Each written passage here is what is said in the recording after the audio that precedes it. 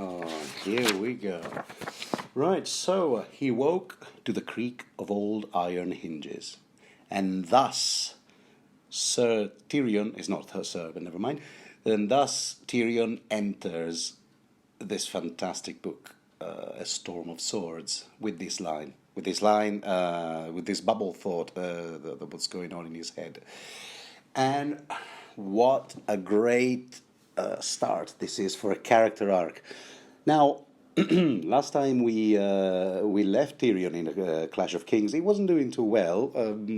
Three-quarters of his nose were missing because of that war wound inflicted on him by Sir Mandon, who was supposed to be on his side during the Battle of Blackwater. And later on we'll find out more about this. Why that was no accident anyway. Of course, he was sent by someone to make sure that Tyrion didn't survive the assault, the attack, the sortie. But more on that later. Okay, so where are we now? Well, of course, he's still in bed, trying to recover, I guess. Still dreaming. Still sort of like half raving, high on dream wine, milk of the poppy and whatnot, all lovely stuff that gets him high, administered to him by this Maester Balabar, whom Tyrion doesn't trust because he's never seen him before and he has no idea who he is, who sends him, and where is his regular Maester, Maester Franken. This is the first of many men that Tyrion loses, many men that he thought he had in his pockets, and then one by one they're all being subtracted from him.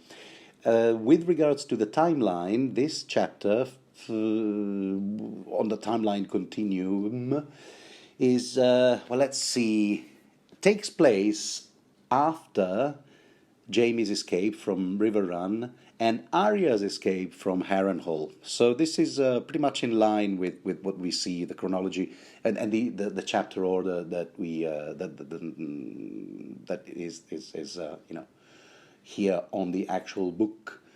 The Storm of Swords. Nothing amiss here. Why am I mentioning Jaime and Arya in the same breath? Because maybe later on in this same book, these two characters might cross paths.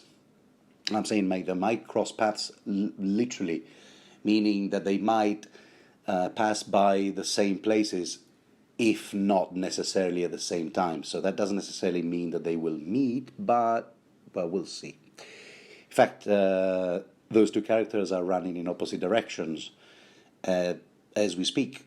One is heading back to King's Landing, and the latter is heading north towards possibly Riverrun, actually. And now that she has found out that Winterfell has well fallen.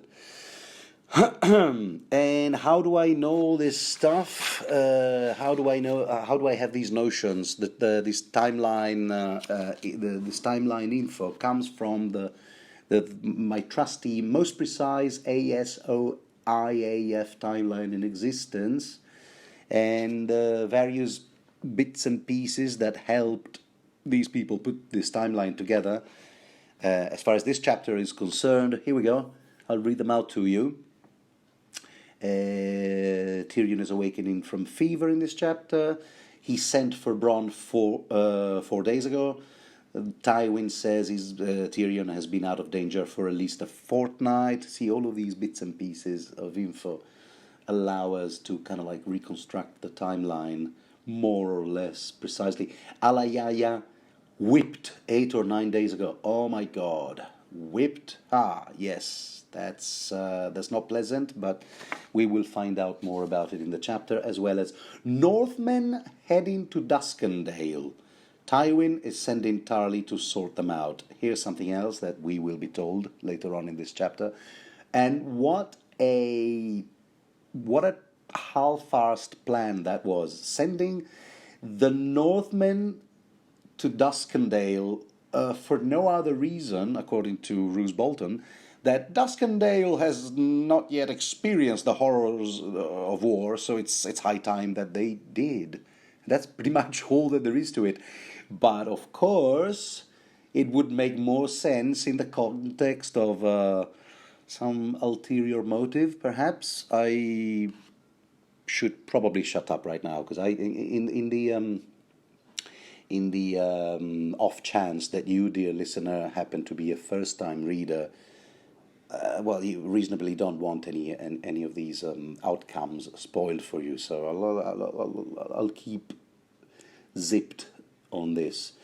And Tywin is sending Tarly to sort them out, and not only Tarly, but also the Beast, as Tywin himself refers to him, the Beast, Sir Gregor Clegane. And Myrcella has arrived safely at Sunspear, and Tywin is writing his RW letters. What does RW stand for? Reading and writing? Oh, no, okay, no, I know. Right, oof, here's another major spoiler. Suffice it to say, R stands for red. So that's all I'm going to say about it. And all of these things, all of these bits of news will be revealed to us one by one in this fabulous chapter. It's about time we started, huh? Okay, so he's waking up, and where am I? It's classical trope, classical movie trope. Where am I? Who are you? Who is? There's a figure here. Who could it be? Could it be someone who someone sent here to finish the job, to just finish me off, the job that they botched at the Blackwater? Because someone, here we go, any visitor. This visitor might be another of Cersei's catspaws, sent to finish the work Sir Mandon had begun. See, Tyrion thinks, and so do most readers at this point, that Cersei did it. That Cersei gave Sir Mandon the instructions to off Tyrion. You whack him, and you whack him good. That's what he thinks. But that's still not clear, and no one has yet confirmed it or denied it, so who knows? Anyway, no, it turns out it's Bronn. You can tell by his irreverent japes. Got yourself shaving, did you? He says. Oh, it's you, Bronn. Okay, yeah, with a fearful big razor. Yes. Let me have another look at you, Bronn. Well, it's Sir Bronn now, because you see, I've been made a knight. He's at an upgrade. He's got, he's washed his hair, so as part of your, starter package, freshly anointed knight starter package, they give you like a kind of like a basket containing various useful objects, toiletries and whatnot. So shampoo, presumably. He's had his hair washed and brushed straight back. Is dressed in high boots of soft tooled leather, a white belt studded with nuggets of silver, and a cloak of pale green silk. Oh, look, it goes on. Across the dark grey wool of his doublet, a burning chain was embroidered diagonally in bright green thread. Okay, I know that a lot has been said about George R. Martin's passion for food porn. The lengthy descriptions of feasts, of food preparation, not so much, but how dishes are presented in every detail, all ingredients listed and how they were cooked. But I think not nearly enough has been said about garment porn, which is kind of like the one that switches my own brain off, rather than food. No, food porn, are you kidding me? No, that makes me go, oh, I'm paying attention now, for various reasons. it's my favorite kind of world building. You know, you want to know what kind of food is available in this universe. But garment porn, I mean, I don't tend to go, silk, you say? I mean, I wouldn't act also, but the day I come across the word, I don't know, nylon, yes, I'm going to go, nylon is available here? That's interesting. Okay, all right. But until then, yeah, okay, yeah, all right. That's colors and fabrics, and this is all very interesting. But yeah, but I understand what George Martin is doing here. When he describes things, he wants you he wants you to be there. He wants you to be on the scene mentally. He wants you to picture it, to smell the objects, the food or the garment, whatever it may be, to smell it, to feel it, to touch it. Anyway, so where have you been, Bronze? Huh? Where have you been? I mean the what do you call it? The calzone with the sausage and pomaroles hit the fan. How you doing? How you doing, Bron? That's how Tyrion really sounds like in the books, in case you didn't know. I sent for you like 4 days ago. What's your excuse? Well, okay. First of all, it was a fortnight ago, and I keep telling you I am. No, he says I sent for you a fortnight ago. He says no, just 4 days ago, and I did come, but you were like, whoo, cuckoo, you were dead to the world, high on these rock star recreational drugs that Maester Balabar keeps giving you. So anyway, and by the way, lest you forget, it's Sir Bronn now. You see. Look at this, I got a new sigil and everything. The sigil being a flaming chain green on a smoke grey field. Okay, smoke grey field, I get it. The Blackwater, that symbolizes the Blackwater River. But the flaming chain, which is flaming green, it's both the chain, the massive chain. Okay, the green, we know what that is. It stands in for wildfire. The chain is this massive chain which didn't make it to the HBO series. A massive chain that Tyrion had made, which was running from one mouth to the other of the river, thus blocking it, and it ran between two winches. They just had to be raised once the enemy ships had all entered the river, so that they couldn't escape.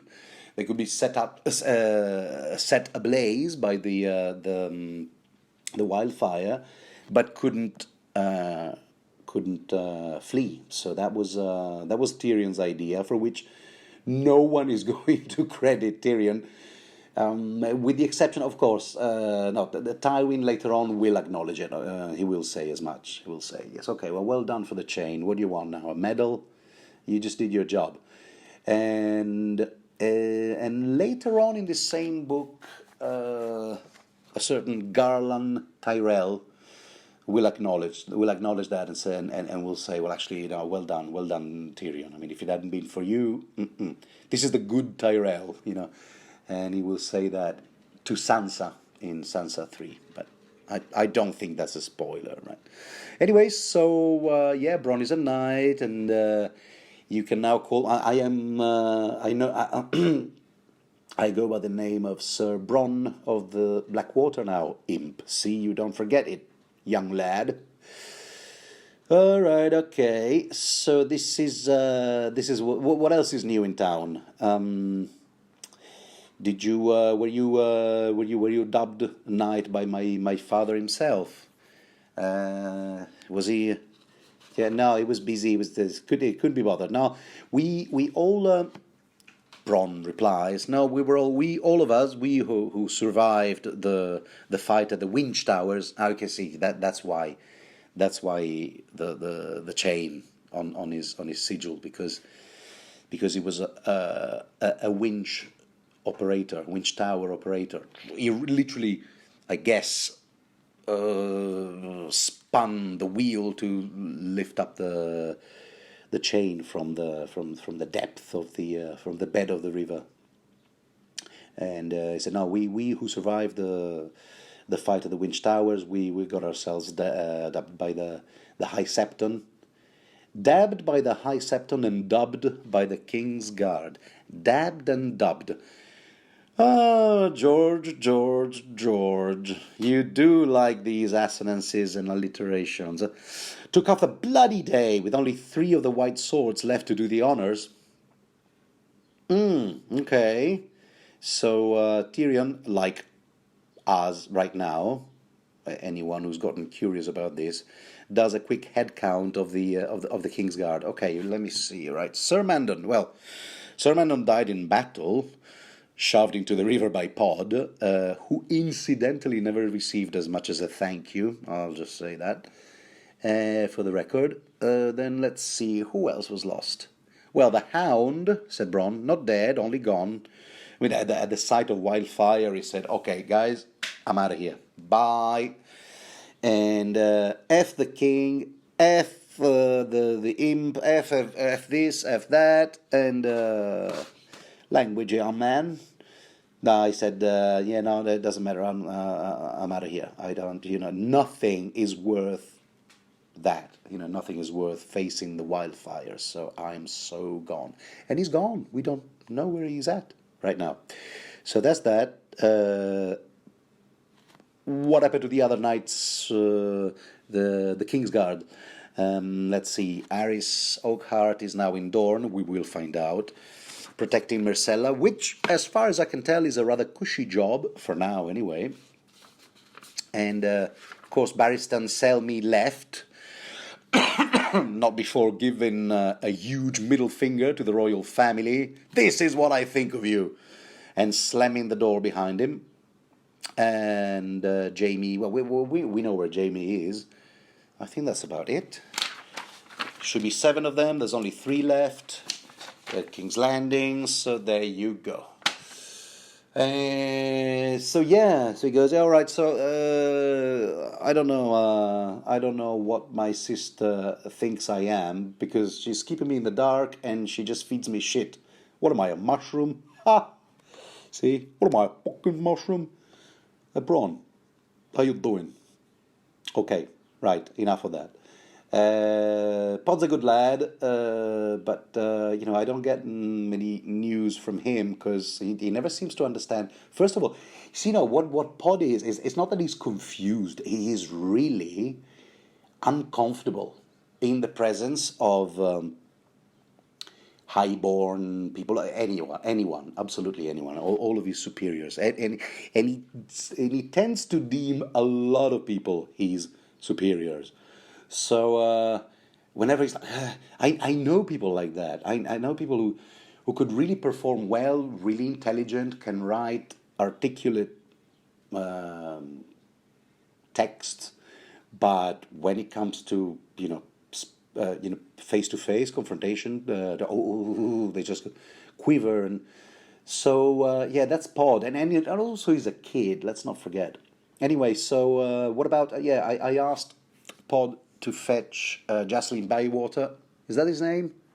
Jacelyn, Sir Jacelyn, and the head of the gold cloaks, the City Watch. But he just returned to me saying with the news that he's dead, and apparently, according to Bronn, that's the story. Yes, he's dead, but not at the hands of the enemies. When all the gold cloaks saw the king leaving under Cersei's orders, because she's the one who sent, who was it? One of the kettlebacks. I keep confusing them. The 3 of them together. It doesn't. The fact that they all have similar names doesn't help either. And as soon as they saw the king leaving the scene, the battle, they said, okay, well, we're also leaving. I mean, the king, look at that. He's giving us the example, which we should follow duly. Bywater and some other, and Mr. Ironhand, another officer, tried to stop them, but, they say Bywater was blistering them good and almost had them ready to turn when someone put an arrow through his neck, and then, this is what they did. He didn't seem so fearsome then, so they dragged him off his horse and killed him. Yeah, that's the kind of world we live in right now. So, yeah, loyalty in battle, yes, camaraderie and all that. Okay, so obviously Tyrion doesn't waste a second linking this other death to Cersei and her questionable decisions. Anyway, so Joffrey's all right. Yeah, Joffrey's all right, and no one is even. He didn't even crack the nail. No one has stubbed his toe. Nothing. No. He's doing fine. He's doing fine. Okay, so who's in charge of the gold cloaks now? Well, your Lord Father. Here's another Tywin move. Your Lord Father has given the command of the gold cloaks to one of his Western men, some knight named Adam Marbrand. Yes, our favorite cocky blonde. But he's a good. I mean, seems to be a good guy. Really, I don't. Even though I read these books before, I don't remember what else he's famous for after. He just keeps popping up. He's a Lannister guy through and through, so he's not exactly fighting for the right side, if a right side can be said to exist in this war of the Five Kings. And him and Jaime go way back, so they're friends. And he's brave and cocky, but nothing else to say about him. And finally, George R. R. Martin found a good use, found a way to put this character to good use, and that just plunges Tyrion into further desperation, because he keeps thinking, okay, well, I just keep losing all of my men in every key position. Now I've just lost the City Watch. The person in charge of the City Watch is no longer one of my men; is one of my father's men. So there. What about the clansmen, the Stonecrows, Birdmen? Okay, Stonecrows still in the Kingswood. Apparently, Shagga kind of like digs the place. He goes, "Oh, you know what? I could hang here. Yeah, I like it." Timett led the Birdmen home with all the plunder they took from Stannis' camp. Good for them. And Chella turned up with a dozen Black Ears at the river gate one morning. I guess she wanted back into King's Landing, but your father's red cloaks chased them off, while the King's Landers threw dung and cheered. At which point, Tyrion just loses it. Those ingrates, the same people who despises me and call me a twisted monkey, they owe me their lives, ingrates, and they owe their lives to the Black Ears who died for them. Although this, well, in both cases, both in Tyrion's and in the Black Ears case, this is not as black and white. I mean, weren't the Black Ears maybe it was a different clan that sort of proved to be a bit of a nuisance in town. And I use the word nuisance lightly. Didn't they get involved in fatal stabbings and brawls in taverns and whatnot? I don't recall. Okay, don't quote me on that. Anyway, I want you to go to my sister Bronn, and you will have to make sure that Alayaya gets released. Of course, Alayaya, well, we know her. She was a sex worker that had been. How do I summarize all that? That had been kidnapped by Cersei under the latter's conviction that she was Tyrion's love interest, which is actually this other character named Shay. But Cersei didn't know that, and when Tyrion realized the mistake, the classical sitcom-like mishap, then obviously he didn't He didn't see fit to inform Cersei that she had the wrong girl. Nonetheless, I mean, Tyrion obviously felt responsible for Alayaya, and wanted to make sure that she were released. However, and this is where we find out. That that yes, she had already been released. Here we go. Here's another timeline bit for us. She did release Alayaya, or simply Yaya, 8-9 days ago after the whipping. The what now? Yeah, well, yes. Apparently, they tied her to a post in the yard and scourged her, then shoved her out the gate naked and bloody. I mean, gee, once again, cruelty upon cruelty just piles up. And besides, you know what? I mean, we don't know that yet. At first-time readers, we don't know that, but I'm sure I'm not giving you I'm not giving you too big a spoiler. So let me just Google this because I can't. Titus Frey. Why am I entering this term in? No, Titus. What am I talking about? Titus Lannister. Thank you. Here we go. That's the character I want to look up. Why am I looking up this character, Tywin's father, whom they called the Toothless Lion? As at some point, Tywin says, "I've had enough of the folly I had to endure. The follies from my father, and I don't want to endure the same type of follies from my son." What follies is Tywin was talking about in a different passage in these books? The keeping of mistresses and lovers who not only made themselves too comfortable at Casterly Rock, but seem to be in charge of things as well. And why am I bringing this up? I'm bringing this up because when Titus Lannister died, now I'm looking for that passage. There's no way I'm going to be able to find it. But as soon as the minute Titus Lannister died, Tywin. There we go.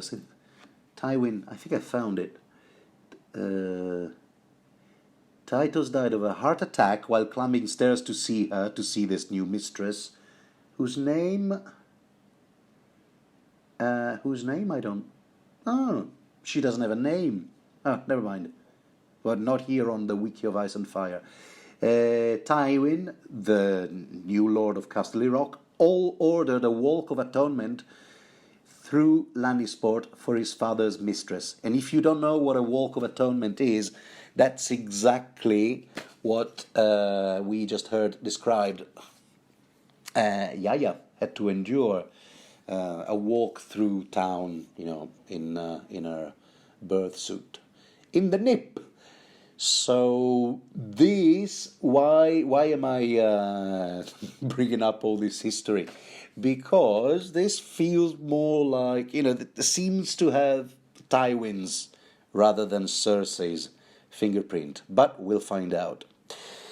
So, because in the meantime, while I was saying all that, another interesting thought bubble occurred to Tyrion. He said, "Well, look, I promised my sister that I would treat her son and my nephew, Tommen, 8-year-old Tommen, the same way as she treated Alayaya." What? And does that mean that he now has to, if he wants to keep his promise, he now has to have him running naked around town? God, it just keeps getting worse. You see, this is what I'm talking about. George R.R. Martin said as much in various interviews, conventions, and whatnot. That look, Tyrion. This is the artifice writers apply. Tyrion is actually a villain, but I'm smart. I'm manipulating your sympathies so that you kind of you justify all his actions, but sooner or later you're gonna have to realize that he's just a more cleverly written villain. I think you can find quotes everywhere from the author who says as much. So anyway, so now I suppose, I was ready to whip the shit out of Tommen, an 8-year-old boy. Why is it always the innocent who end up paying here? Rhetorical question, that's all right, let's not rush to answer it. And anyway, no, he's relieved to know that now Yaya has been released, so he's relieved, Tyrion is relieved to know that he doesn't have to keep his promise. Thank you. Oh, how magnanimous. And why is he relieved? Why is he relieved that he doesn't have to do that? Sorry, I think I skipped on an important bit. Because Tommen is no longer under Tyrion's, shall we say, responsibility. We might remember that Tommen had been taken to Rosby by Tyrion's men, and he was being sort of like, yes, the excuse was let's get him the hell out of King's Landing, so he's going to be safe now that war is upon us. Stannis is attacking, but as things turned out, and Tommen sort of became a quasi hostage in the hands of Tyrion. So there you go. But now that's no longer the case, because what does it say? Where do they say it? Yeah, that right now, my dear Tyrion, you should know that the Kettlebacks has gone. One of the Kettlebacks, or all of them? Which one? The Kettlebacks. The Kettlebacks have been sent by the Queen to fetch Tommen and bring him back to Cersei. So he's now back with his mother, where he belongs. And so no one at the Rosby had the balls to say no to them. So there you have it. So that's why Tyrion knows. Okay, all right. I guess I'm powerless. I'm powerless now, because otherwise I would have whipped the shit out of an 8-year-old boy, and I would have forced him to walk around King's Landing in nothing but his white socks and possibly a bow tie. Ah, what an image! Oh no, God, I wish I hadn't thought of that. Oh. It just. Because I know Tommy is a kid. I'm really fond of him. He loves kittens, and he's a sweet kid. And this is where Tyrion gets a bit suspicious. I thought that the Kettlebacks were working for us. Fact is, okay, are they working for Tyrion? Are they working for Cersei? We don't know any of that. But who are they really working? Who they are really working for is something that we'll find out in A Feast for Crows. I am going to stay mummed on the matter. That's all I'm going to say about it. And then there still remains the mystery, still unsolved, as to whether Renly was really seen in the battlefield, the Blackwater battle, because as Bronn is saying, what does he say? He says there's hundreds in the pot shops and brothels who will tell you how they saw Lord Renly kill this one or that one, leading the Tyrell army, incidentally. So is that true? Is it? I mean, we saw it happen on screen. We saw Renly being butchered by the hands of a shadow baby, and so what's going on? Maybe he died by magic. Does that mean that he was also resurrected by magic, just for this final battle? We'll find out. Anyway, so if indeed Renly is dead, we don't know. Right. Anyway, so what about Robb Stark? Well, what has he been doing? Well, here we go. Here's the update. There's some of his wolves burning their way down toward Duskendale. See that thing again. Your father's sending this Lord Tarly to sort them out. That's a major douchebag Tarly. Samuel's father to sort them out. I'd have half a mind to join him. It's said he's a good soldier and open-handed with the plunder. No, Bron, I don't think he would like that. He tends to be strict with other policies, as we will find out in a Feast for Crows. Right now, let's leave things alone. But anyway, so you two, et tu, Brute, et tu, Bronne, are deserting me? What's that about? I mean, really? Am I really losing all of my men? What's going on? So, I mean, you're supposed to be here by the hand of the king. Well, you're not the hand of the king, and your father doesn't need me. I mean, he's doing all right. He's doing all right without me. Okay, good, but first of all, Tyrion reprises. I need you to investigate. You got to sleuth the shit out of this thing. Who sent Sir Mandon Moore? This is what I'd like to know. Can you, can you dig something up on him? Yeah, well, I can tell you that he's bloody well drowned. Okay, yes, but what else do you what do you know about him? When he was alive. What is anything you can tell me? He said, well, I remember he had eyes like a fish, and he wore a white cloak. Now, eyes like a fish. I think Jamie said that at some point. He said, look, this Mandon Moore, he's difficult to fight, sword duel type of thing. He's difficult because with those dumb eyes, you can never tell what he's about to do next. He's one of those people, they look so dull, but you can't predict what they're doing. You can't read their minds because there appears to be nothing in their minds. And why do you want to know anyway? Well, Tyrion here is really tempted to say, look, why do I want to know? I want to know because this guy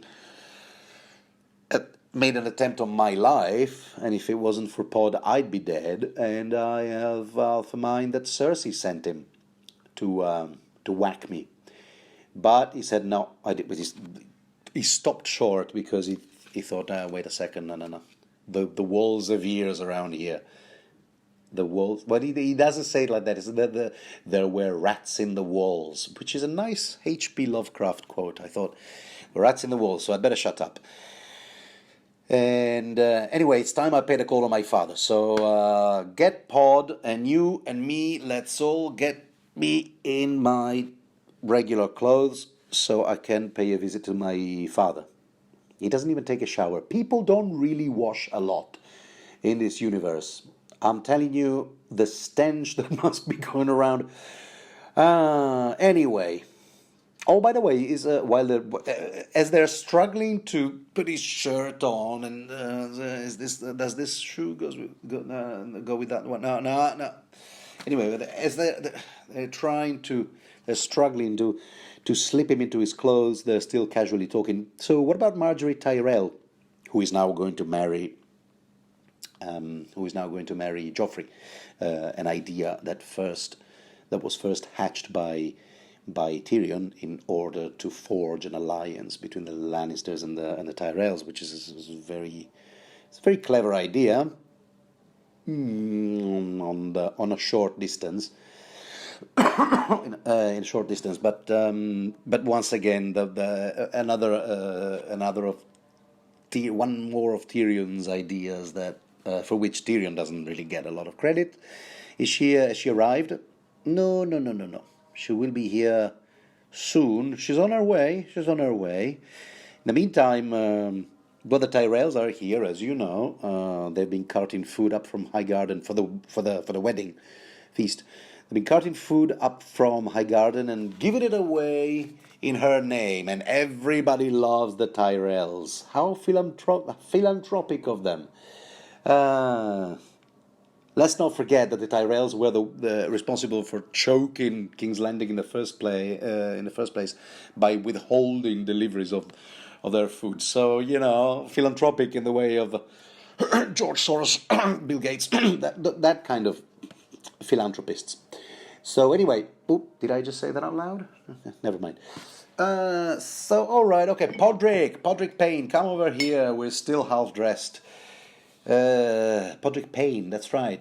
I don't want to forget that. I don't know why that's relevant, but yes, his surname is Payne because he's vaguely related to Cerulean Payne. I'll just have a sip of water. By the way, yeah, this is another place in this chapter where Tyrion wanders. But surely, this boy, who was so clear-headed and resourceful in battle, how can he be so confused all the times? Well, I just said it. I think he's got, one of those conditions, whatever you call them, when you just can't face another person without crumbling, and whereas in battle, at least you have a clear objective and you pursue it. I guess that's all that there is to know about Pod. Pod is not a complicated character. He's a lovely character, but anyway, so they finally managed to. I'll skip through the A to B kind of and then the character goes from here to there. We just get to the point where they arrive to Maegor's Holdfast. Dun dun dun. Deep dry moat, lined with spikes. It's that kind of a place, And the drawbridge is up. So yeah, we raised it. Says Sir Meryn Trant to Tyrion. So sorry, you can't get through because the bridge is up, under Queen Cersei's orders. Of course, Tyrion thinks Sir Meryn has always been a Cersei's creature. And just in case you don't remember this, if you happen to be like a first-time reader, he's one of those in charge of casually beating Sansa on Joffrey's behalf, because he's all about honor and valor. What a guy! Gosh, my hero. So anyway, that was ironic. Okay, right. Never mind. He goes, look, I have important business with my father. Aha! I knew you'd change your mind. Okay, lower that bloody bridge and let me through. So Tyrion waddles toward him. This is one of those, leitmotif that keeps recurring. Tyrion never walks, he waddles. Jon flexes his sword hand. Arya bites her lip. It's one of those things. So he waddles towards both Meryn Trant, and Sir Osmond Kettleback, one of the three Kettlebacks, who just pretends to be polite with him. I'm feeling stronger, my lord. Piss off. He's probably thinking, yeah, much. When is the next battle? I can scarcely wait. This is such a... Sorry, I just knocked on the desk. Such a Lannister trait. Never show weakness. Never give them the satisfaction. So anyway, except that as soon as they get to the steps, Tyrion thinks, I will never climb those by myself. I'm in no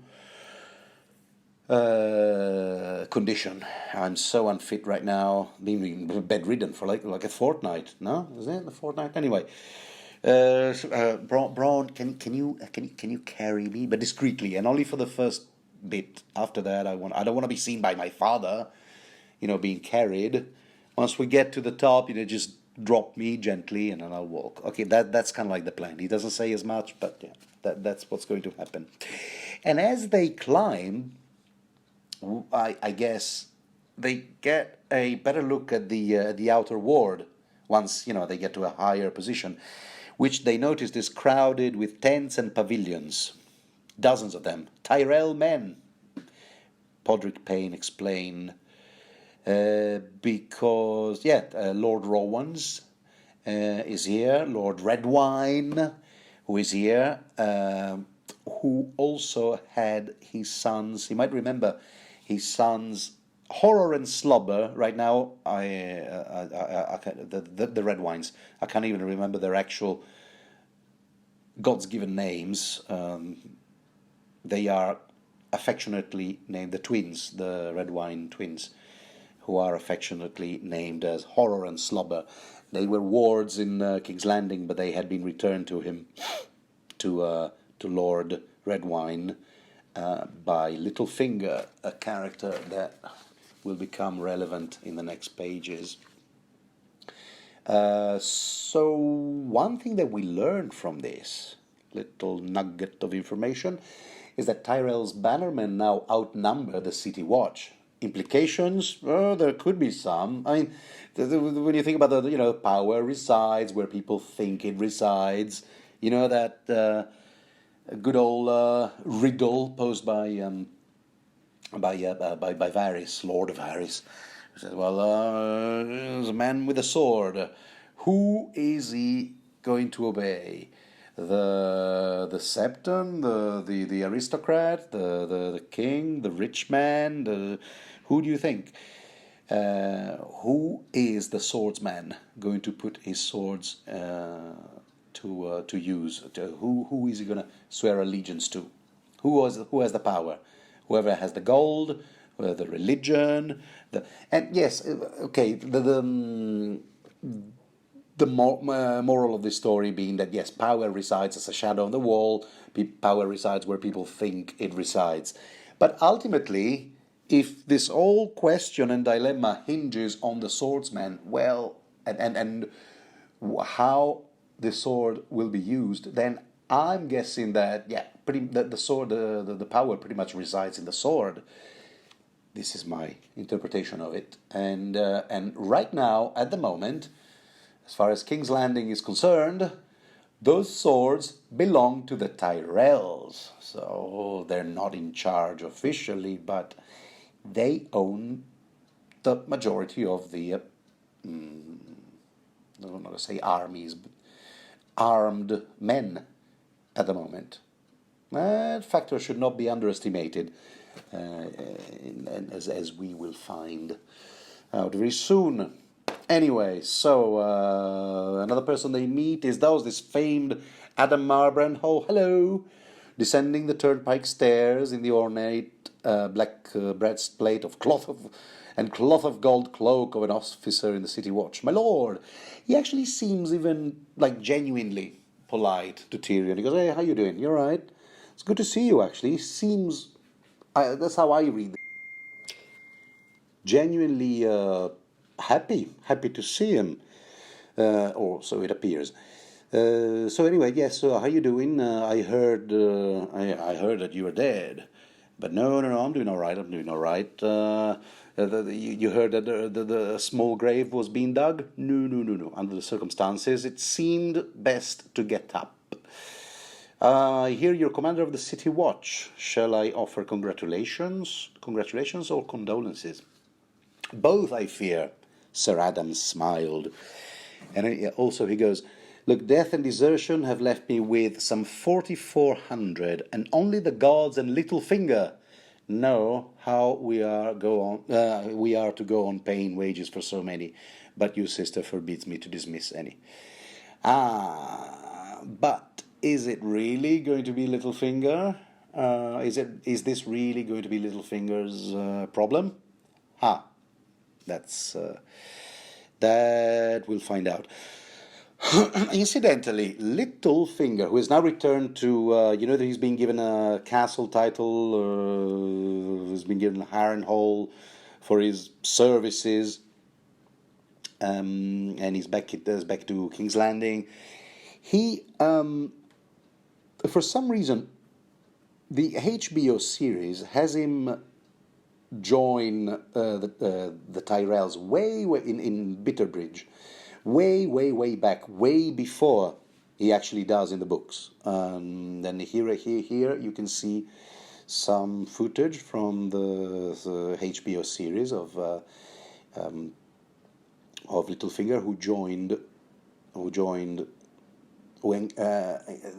went out and met Marjorie, Renly. He went there when Renly was still alive. And because I showed you some footage, I obviously have to make sure that I use them for the purpose of criticism. So here it goes. I guess that the creators, Weiss and Benioff, the series creators, decided to have Littlefinger join this Renly team, so that they could show him have an exchange with Catelyn, so that they could hammer in the point, the reinforce, consolidate the point that these two characters, Littlefinger and Catelyn, have known each other since birth, practically since they were children, and then Catelyn considers him like a brother. So they wanted to remind, I guess, the viewers of the past, relation, rapport that existed between these two characters. However, Lord Baelish, aka Littlefinger, does not go to, but in Clash of Kings, does not go to the Tyrells in Bitterbridge until after Renly is well after Renly is dead, because, well, I mean, he goes there with a new marriage proposal. The union between Marjorie and Joffrey. So there you go. All of this was done decided in Tyrion I, A Clash of Kings, if you just want to remind yourselves of that. Another thing that's sort of like in the periphery of these news and so on is the fact that little Tyrek is still missing. Now, I'm not exactly sure how old this Tyrek actually is, but well, he was the son of his late uncle Tyjet, an interesting character that I would look forward to talking about. I don't know, he says it right here. He's a boy of 13, and he had this wedding arranged for him with the Lady Ermsand, a suckling babe who happened to be the last surviving heir of House Hayford. Anyway, he was still missing, and I forgot exactly under what circumstances he disappeared. But Tywin won't rest until he's found. Bronn, with his usual spiteful, dismissing kind of attitude, goes, "Oh, I'll tell you what, he's feeding worms." Iron Hand looked for him, and the eunuch. You know, I still don't know how that word is really pronounced. Eunuch. There you go. That must be it. Rattled a nice fat purse, but the boy was still missing. And Sir Adam gazed at the sellsword with distaste. I mean, you really, as a highborn, snobbish, and possibly, and a friend of the Lannisters, how could he not have the utmost contempt for a person like Bronn? So anyway, well, Lord Tywin, he says, is stubborn where his blood is concerned. That's how Tywin treats his family, like his property. Oh, no one will take that away from him. He will have the lad, alive or dead. That's what counts. And I mean to oblige him. So anyway, you will find your father in his solar. As another little stab at Tyrion's expenses, because he's thinking, that used to be my solar. Okay, I believe I know the way. And the minute he enters, here we go. We have the scene again like a painting. There is the study, the solar, where Tywin is writing his RW letters, very important letters. But Tyrion senses that something is wrong. He knew at once. Okay, anyway, so the two, Podrick and Bronn, are told to wait outside. This is going to be a private meeting, and this is one of those famous meetings between the two Ties, Ty and Ty, Tyrion and Ty, Tyrion and Tywin.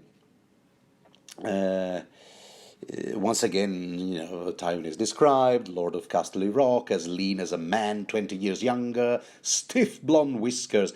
You know what? I wish they had given Charles Dance a nice pair of, sideburns. I would have loved that. A nice pair of gold blonde sideburns.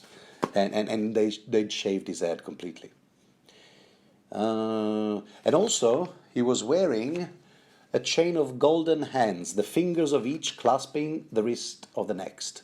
That's a handsome chain, Tyrion said, though it looked better on me. There's a lot of focus on this chain, my dear listener. There's a lot of focus on this chain, and I feel that this chain is kind of like the Chekhov's gun. This is, if you show a chain like that in the first act, then it had better be used to strangle someone to death by the third act. This is Chekhov's chain. Say no more, no spoilers. Anyway, so what do you do? All right, okay, you'd best be seated. Is it wise for you to be out of your sick bed? I'm sick of my sick bed. Tyrion knew how much his father despised weakness. You see, this is how Tywin ideally wants to run his family. Kind of like he's and that explains why Tyrion refused to be seen by his father, carried by Bronn. So this is Tywin's ideology. He wants this family to be kind of like a master race. That's it. That's the way he views them. Anyway, so why they start chatting about this and that and the accommodation. In fact, right after that, as they talk about Joffrey and Marjorie and the wedding and this very valuable piece of information we're given with regards to the timeline, i.e. that Joffrey and Marjorie shall marry on the first day of the new year, which, as it happens, is also very, very clunky exposition, but we did need that. As it happens, is also the first day of the new century. I mean, yes, Tyrion would know that. That's why I call it clunky exposition. Sorry, but I'm grateful for it because at least I can figure out exactly what happens when pivotal moment. Wedding between Joffrey and Marjorie, first day of the new century. Okay, the ceremony will herald the dawn of a new era. Like 1,000 years Reich. See what I mean? At which point Tyrion thinks, yes, of course, a new Lannister era. Yeah, that's exactly it. 1,000 years Reich. Anyway. Right, so, I think I can't make it to the wedding, says Tyrion. Ha ha. As if that was an option. But Tywin immediately replies, look, I have no time for your crap. I'm writing important letters that I've got to finish. Important letters, to be sure. And these, you see, that is mentioned like there's kind of like a rhyme. It rhymes. I have important letters to finish, important letters to be sure. It feels like a poem. And the focus is on important letters. Why? Because they are important letters. This is beautiful writing. And also, kudos to the creators of the HBO series, because they did a bit of a show don't tell by making a big deal out of zooming in on Tywin placing his royal seal, wax seal on these letters, and there was this extreme close up on it, as if the camera was telling the viewer, you see, this shit is important. Pay attention. These letters, you'll see. So, although, to be sure, given the content of those letters, which I promise I'm not going to spoil for you, would Tywin really have used his own personal Hand of the King royal wax seal? I don't know. What if they fell in the wrong hands? Just saying. Could these be? Oh, maybe they were going to be entrusted with an actual person, with instructions to swallow the letters, or destroy them in one way or another, if he was ever caught. Okay, yeah, that solves the problem.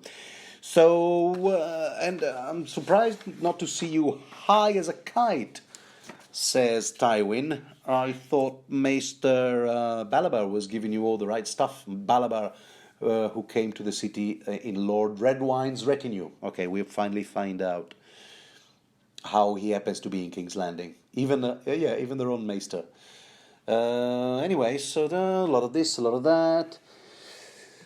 You never came to see me. He reproaches him, and Cersei, neither did Cersei. Don't be impertinent. We all did. Cersei had a royal planning to wed. Oh, what am I saying? A royal wedding to plan.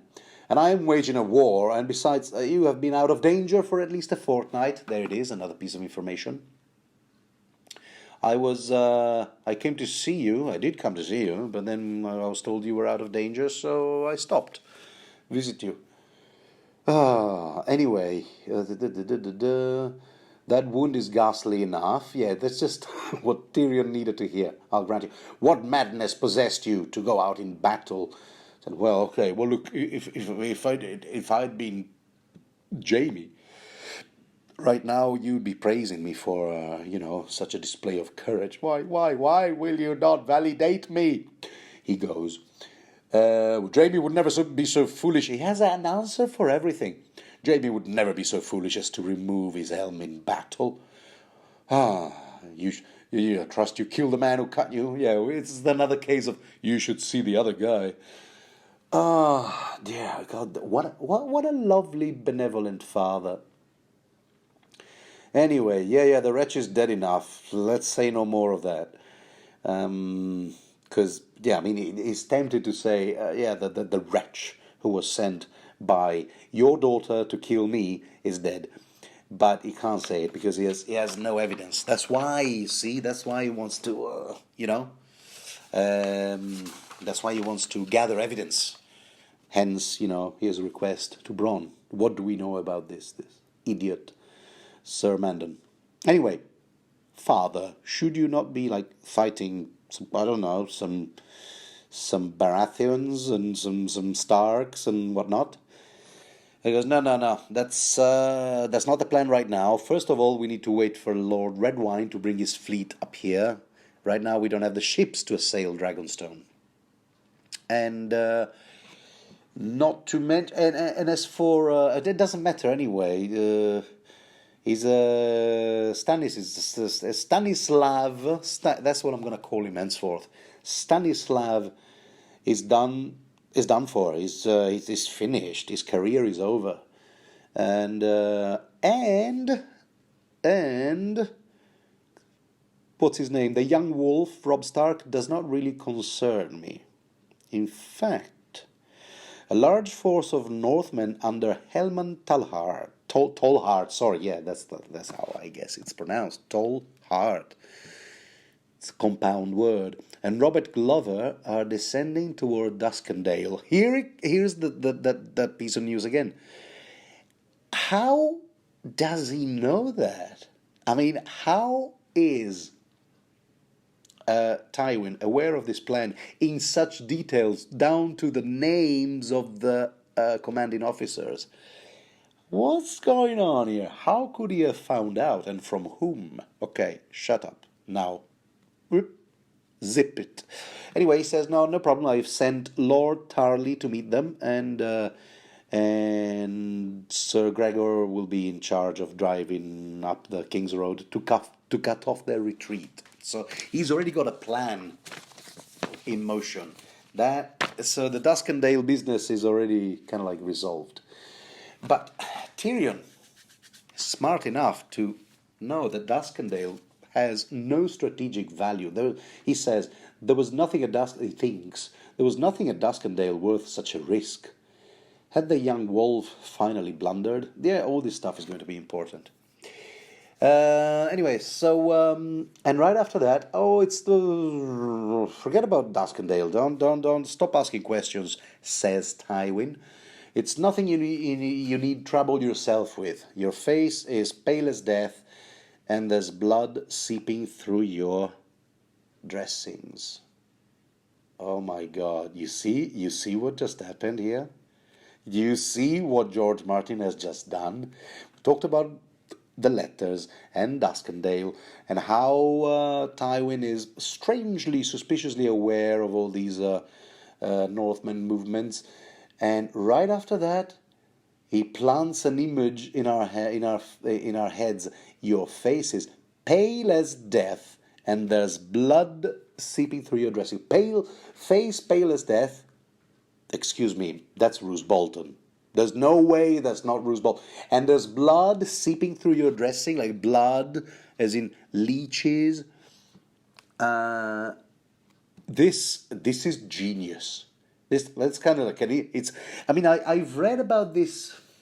What is it? Read and heard about this George Martin's threefold revelation strategy, right? When I realize this threefold revelation strategy, I see it in play almost every time. This is Anne Grohl speaking, Martin's editor. She goes, the first subtle hint for the really astute readers, which I was not on my first reading, needless to say, followed later by the more blatant hint for the less attentive, followed by just spelling it out for everyone else. It's a brilliant strategy and highly effective.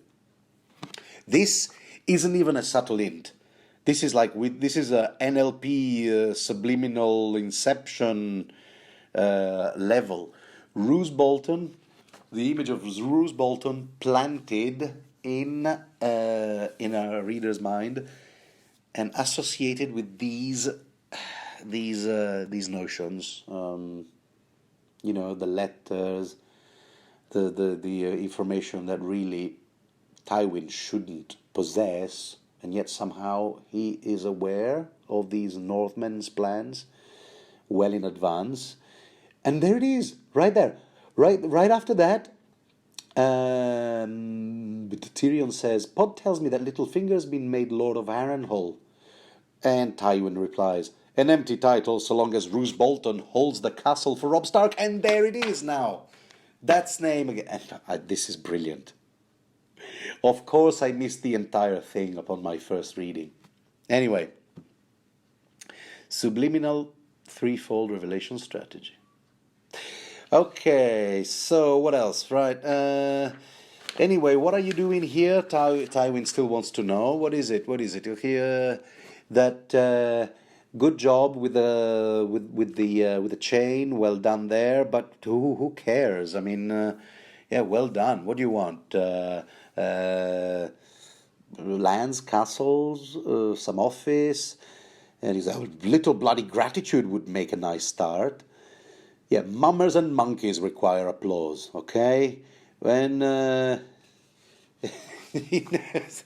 what a lovely, benevolent father. And right now, if you'll excuse me, I have stuff to do. I saved your bloody city, it seems to me, answers Tyrion. To which Tywin says, no, as far as I know, it was my attack on Lord Stannis' flank that turned the tide of the battle. Yeah, no, but that's not entirely true, because without Tyrion's sortie, Tywin would have arrived too late. And then he just keeps on going. He just keeps piling bullshit upon bullshit, Tywin does, by saying, and besides, it was your sister Cersei who set the pyromancers to making the wildfire that destroyed the Baratheon fleet, which is also bullshit, because we saw Tyrion in a Clash of Kings commissioning not only what do you call them, like jars, let's call them jars, I think they're called jars, of wildfire, filled with wildfire, but also like thousands of empty jars to be used for training. So, archers don't mess with them and set themselves on fire, incidentally. So, no, that was entirely Tyrion's strategy through and through as well. Anyway, so this is where your chain was a clever stroke, okay? The theme of chains is very interesting for this chapter. Anyway, what bits of news, unrelated bits of news. Myrcella has arrived safely at Sunspear. Sir Aris Oakhart Kingsguard writes that she has taken a great liking to the Ariane, Princess Ariane, Prince Tristain, all these Martell characters. And okay, I suppose well done there, Tyrion. Our alliance with the Dornish guys is welcome, of course, and well done, Tyrion, for engineering that in a Clash of King Tyrion V. But also, let's not forget that yes, they might have a promised bride to Prince Tristain, but also incidentally a hostage, a ward, the Martells, in the person of Princess Myrcella. However, if Prince Doran gets his ass over here because we promised him a seat on the small council, then we will also have our own hostage, and a valuable one at that.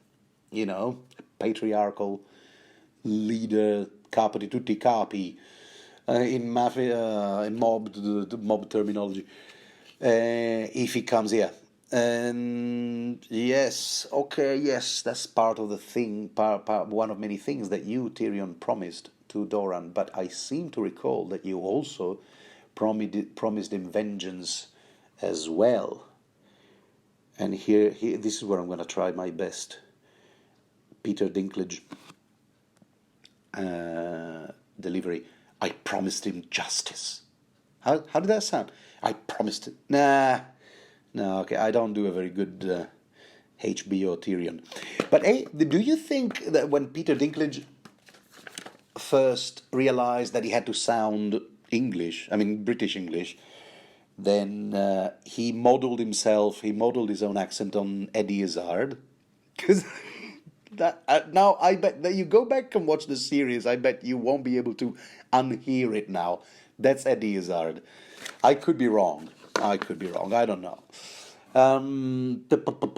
So anyway, Sir Gregor. Okay, yes. Oh yeah, what kind of justice? Of course, that Sir Gregor, under Tywin's orders, slaughtered Elia Martell, Prince Doran's sister. Long and convoluted story, but I'm sure you don't need all the background. And among the various promises that came with a contract that Tyrion proposed to Prince Doran was delivering the murderer of Elia Martell to the Martells, which means not just the person who actually did the deed, but the person who ordered it, who commissioned it and paid for it. So that would be lay right at Tywin's doorstep. So there. Yeah, well, okay. So anyway, and this leitmotif of what do you want? I'll tell me what you want, what you really, really want. And Tyrion launches himself into a rendition of the Spice Girls song. I'll tell you what I want, what I really, really want. I want Casterly Rock. And the music stops. You want what? Excuse me, you are not the firstborn son. Yes. Tyrion goes, good point. However, and I meant to bring this up, except it just escaped my mind in the past. Can you believe that? Oh, this is so rude. In the past 15 years, it just escaped my mind. But Jaime signed a contract. He's a Kingsguard, and therefore he is not allowed to marry. Father children hold land. So, and because the laws in the Seven Kingdoms, with the exception of Dorne, provide that the first male born be the the sole heir of titles and castles and land and all that stuff. Yeah, well, it sucks, but it's the law. It sucks, but it's the law. The Latins used to say that. Dura lex, sed lex. Well, then I, Tyrion, should inherit Casterly Rock. I mean, who else? At which point, what, you You who killed your mother to come into the world? Oh, which is just priceless. I think that's just priceless. I mean, Tywin, really? Really? Are you really as rational as that? Uh, he he blames him for, of course, we are told that Tywin was very much in love with this woman whose name escapes me just now. Oh, that's unforgivable. Anyway, I'll look it up later. She was the only the only woman he ever really loved, and so on and so forth. And she died at childbirth, giving birth to Tyrion, which one of the many things that Tywin has never been able to forgive Tyrion, his own son. Not to mention the fact that when he came out, it proved to be this. What do they call it? Like this twisted little monster. The gods have condemned me to watch you waddle. There he goes again. Waddle about wearing that proud lion that was my father's sigil and his father's before him. See, you don't fit the master race image. I'm sorry, mate. Sorry, Tyrion. You will never be forgiven that. And what? And should I give you Casterly Rock so you can fill it with whores? You can turn it into your whorehouse. My whorehouse? They said, yeah, of course. The Dawnbreak. Tyrion understood all at once where this bile had come from. Okay, this is the tragic story of Tysha, which I'm not going to go over again now. This is just too heartbreaking, to be honest. I'm not in the mood right now. However, they do mention her. I confess, says Tywin, I cannot remember the names of all your whores. Who was the one you married as a boy? Tysha. He spat out the answer, defiant. And what about that camp follower on the Green Fork?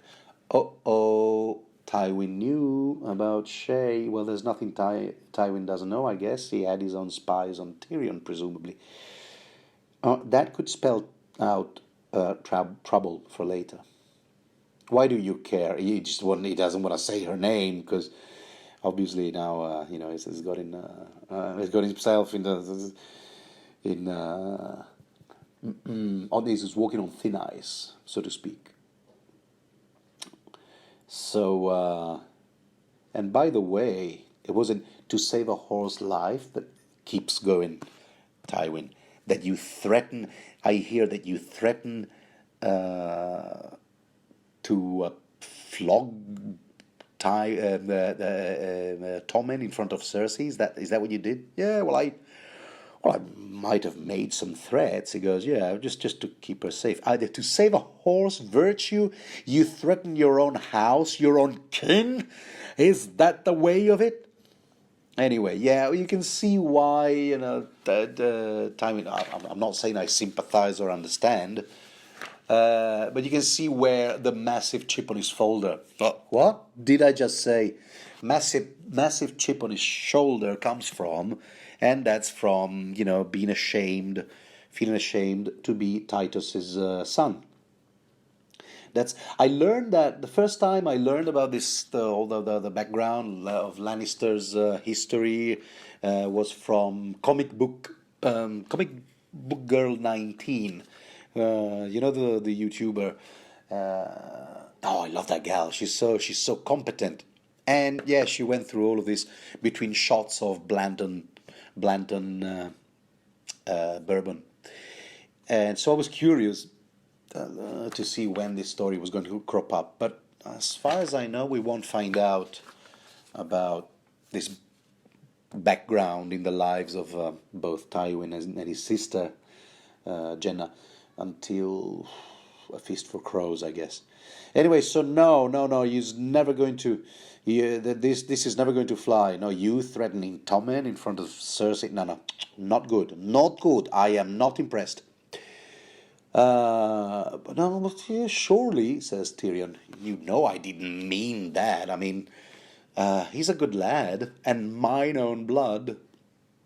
So was your mother, Lord Tywin said. Yeah, very rational. Well done, Tywin. So was your mother. But that didn't stop you from killing her. Can you imagine what an idiot comment? Anyway, you are done with whores. Next time I find in your bed, I'll hang. You know what? If I could rewrite this, if I was in charge, I would say next. You know what? I'll tell you what, Tywin. No, Tywin says this. I'll tell you what, Tyrion. The next whore I find in your bed will be strangled. There, I said it. Okay, well, thank you very much for following. Wow, this was a long one. Thank you for following me all this way. This was a bit of fun. I would like to leave you with the thought of the day, which is completely unrelated to both Game of Thrones and the Song of Ice and Fire in general. Completely unrelated, if still in the realm of sci-fi and fantasy. Sci-fi in this case. Should Wintermute also be voiced by Scarlett Johansson? I mean, after all, that wouldn't be the first time she dubs an AI character. What do you think? I'll leave you with that. Well, thank you very much, and see you around. Ciao.